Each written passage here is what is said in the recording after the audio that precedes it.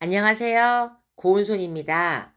지난번에 고령자 계속 고용 장려금에 대해 말씀드렸었는데요. 오늘은 내년에 신설되는 고령자 고용 장려금에 대해 말씀드리려 합니다. 우리나라는 빠르게 고령화되고 있지요. 특히 베이비붐 세대가 대거 은퇴하면서 생산 가능 인구가 줄어들고 있습니다. 그런데 60세가 넘는다고 해서 사실 일을 못 하시는 건 아니잖아요. 퇴직을 한 이후에도 계속 일하고 싶어 하는 이들은 늘어나고 있다고 합니다. 제 주변에도 많이들 같은 마음이신 것 같아요. 그렇지만 퇴직 이후 재취업하거나 창업을 하는 건 쉬운 일이 아니지요. 그래서 고용노동부는 일할 의지나 능력이 있는 베이비붐 세대가 노동시장에 오래 머물 수 있는 환경을 만들고자 고령자 고용 활성화 방안을 마련했습니다. 정부가 지난 9월 30일에 발표한 것인데요. 특히 중요한 내용이 고령자 고용 장려금을 신설했다는 겁니다. 정부는 내년에 60세 이상 고령자의 고용 인원이 증가한 그 중소기업을 대상으로 고령자 고용 장려금을 만듭니다. 지난번에 소개해드린 고령자 계속 고용 장려금과 이번에 신설되는 고령자 고용 장려금이 말이 거의 비슷해서 헷갈리실 텐데요. 내년에 신설하는 고령자 고용 장려금은 중소기업을 대상으로 한다고 합니다.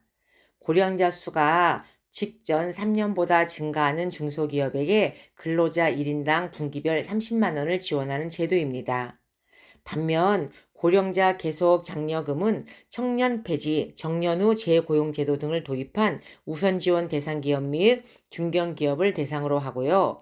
기업별로 2년 동안 분기별로 계속 고용한 근로자 1인당 90만 원, 월 30만 원을 지원하는 제도입니다.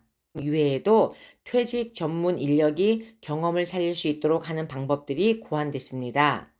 고경력 과학기술인 교육을 지원하고 뿌리산업 기술 전문가가 숙련 기술을 전수할 수 있도록 하고 현장 코칭 등을 지원한다고 하네요.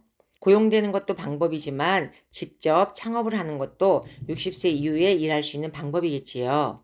그래서 퇴직 이전부터 창업 역량을 키울 수 있도록 퇴직 지원 프로그램과 창업 교육을 연계할 계획이라고 합니다.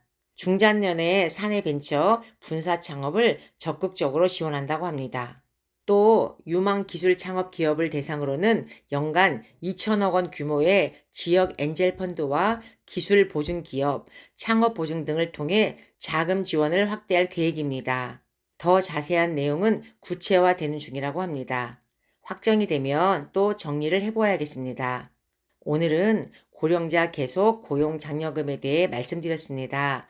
날씨가 많이 춥네요. 건강 조심하시고요. 감사합니다.